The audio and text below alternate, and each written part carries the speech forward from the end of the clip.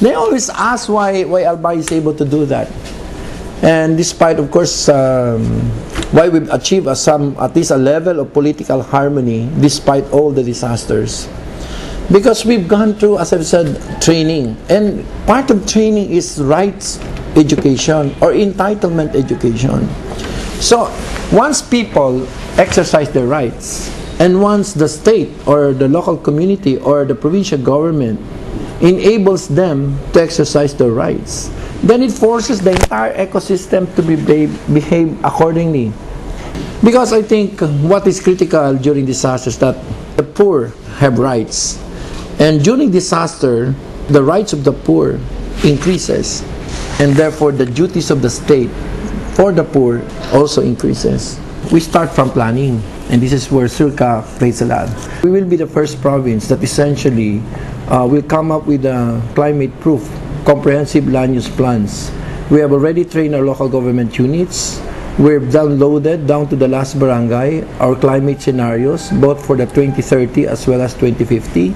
And we've done also our soil analysis for all these towns, so we're combining both climate as well as soil in order to come up with a more climate-proof as well as disaster-proof comprehensive land use plan, which should be the basis.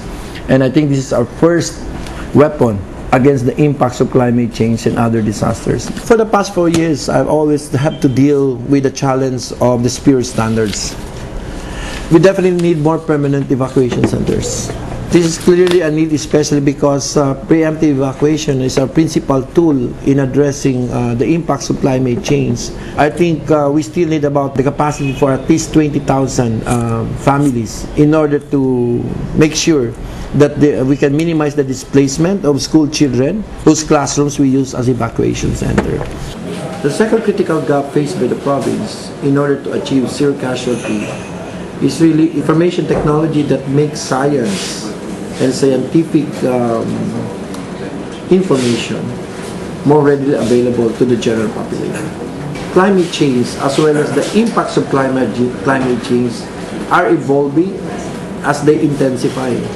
And therefore, you need to continuously use science as your weapon against the erratic nature as well as the evolving patterns and manifestations of climate change. The best bang for our money that is committed to development is really investments in disaster risk reduction. But right now, because of the constraint, it's basically focused on social innovation, social preparations, and social mobilization. But as I've said, there is a structural limit to social innovation.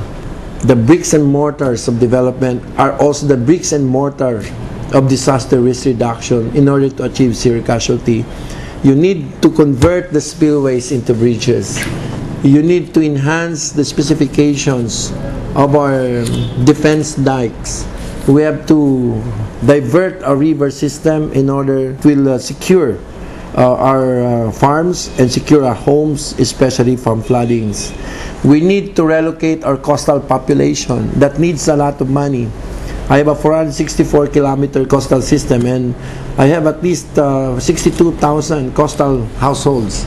They need to be moved, and that needs a lot of money.